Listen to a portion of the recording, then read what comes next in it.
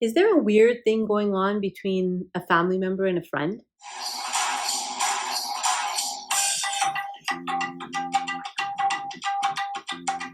Hi there, and welcome back to Ask Dr. Saira, the show where I answer your questions about personal growth, mental health, and relationships. Today's question comes from Namrita. Namrita says, I am friends with a person who I met through a family member. Now, me and that person are really close, and that family member seems upset about it. What's going on here? Can you help explain this? I am friends with the person who I met through a family member. Now, me and that person are really close, and that family member seems upset about it. What's going on here? Can you help explain this? Can I help explain it? Probably a little bit, or at least I can give you some ideas so that you can start to understand what's going on as well. So, three things I want to talk about are specialness, loyalty, and being liked. Specialness, loyalty, and being liked. So let's start with specialness. I really love the idea of specialness. It's something I didn't really know much about until I started attending personal development workshops. And what specialness is, all of us have it. This part of us that wants to be special, this part of us that wants to be the most important person in the room, who wants to be valued, who wants to kind of shine above the rest. We all have this urge for specialness. It shows up a lot, actually.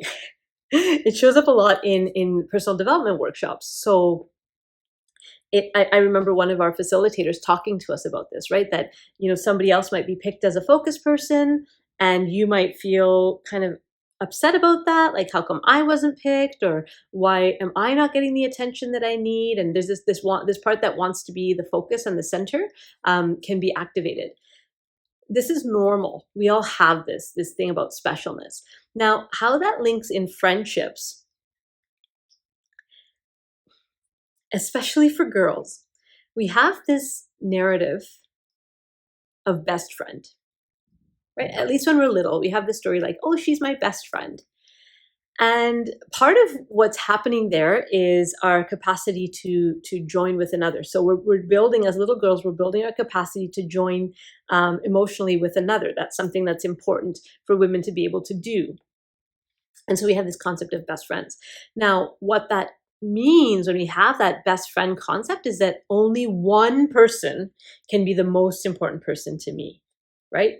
So it's bringing up a little bit of specialness, that only this one person is the best, everybody else is not the best.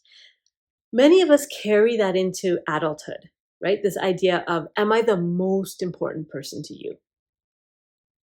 You might notice this. I notice this in myself when I'm making a new friend, for example.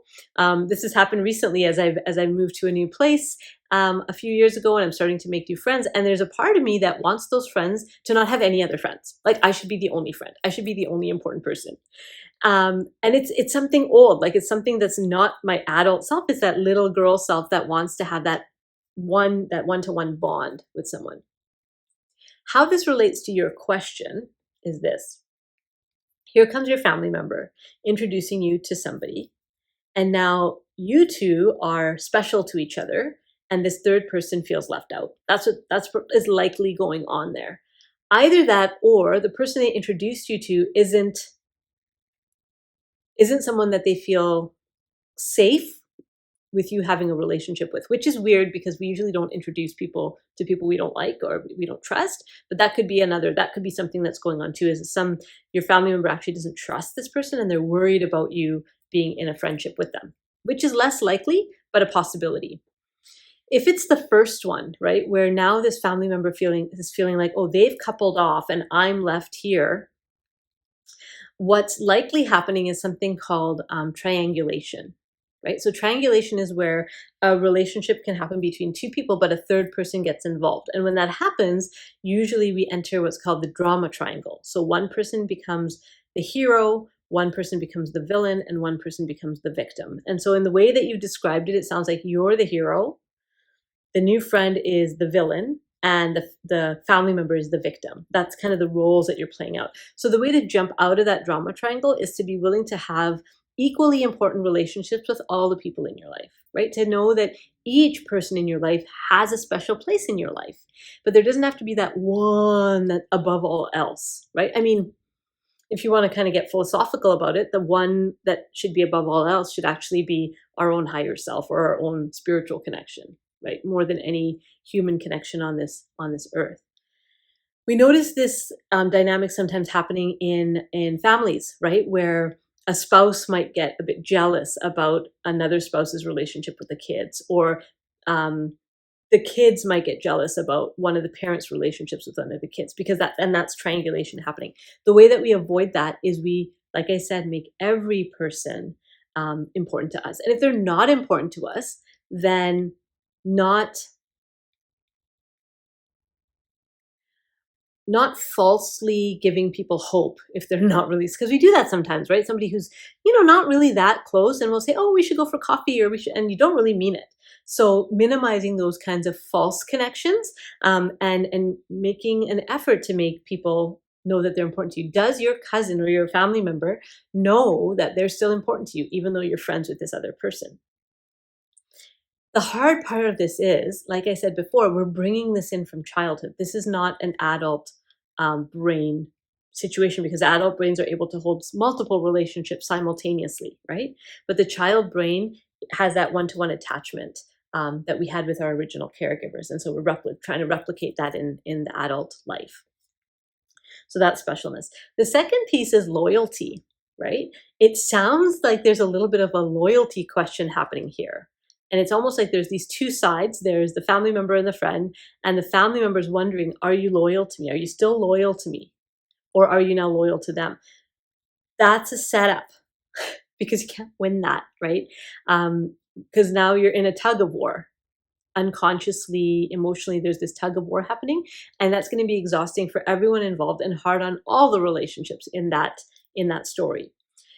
So are there ways that you're demonstrating to your family member, your friends, other loved ones, that you have loyalty to them? And one of the ways that we demonstrate our loyalty is our willingness to keep secrets, safe secrets. So there's safe secrets, and then secrets that need to be told. Secret that need to be told is where a person's in harm's way, if they're in actual danger of harming themselves, harming someone else, then that's a secret that needs to be told, because we want to make sure that person gets support, right? But aside from that, aside from being harmed ourselves or somebody else being harmed, there is, and I'm thinking about this as I'm talking around domestic violence, right? So somebody might confide to me that they're in an abusive relationship. I'd have to be careful who I shared that secret with and make sure I get permission of the person before I share. There's a complexity to that. But outside of that complex situation, generally, our secrets are not shared, right? And it's really clear which secrets should not be shared. We are disloyal to our loved ones when we share stories that are not ours to share, or we share secrets that were never ours to share. For juiciness, for did you hear, that actually weakens our loyalty to that person. And you might have had this experience. I've had this experience where, I have a family member who constantly kind of gossips and puts down other people when they're not around. And then I wonder, like, am I one of those people? When I'm not around, they're doing the same thing about me, right? And so we wonder about loyalty when there's a person who continually shares secrets or shares ongoing judgment or criticism of someone, but then face to face acts a different way. So congruence is important for loyalty as well. So that's the second one.